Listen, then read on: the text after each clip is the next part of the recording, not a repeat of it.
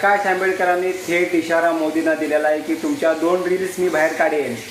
तुमचे 15 वर्ष पूर्ण झालेले आहेत, आता पुढची खाली करा. का संतप्त झालेले आहेत प्रकाश आंबेडकर? व्हिडिओ पाहूया.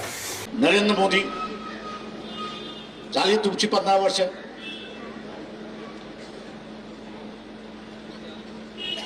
तुमचे सगळे गुलाम आहेत याची मला जाणीव आहे. पण एप्रिल पर्यंत थांबा. तुमच्या 2 रील्स बाहेर काढल्याशिवाय मी राहणार नाही. त्या रील्स येऊ द्यायच्या नसतील तर खुर्ची खाली करा. टेन्शन थांबा. भयंकर आहे, कठीण आहे. मग वाट कशाला बघतायत म्हणा तुम्ही?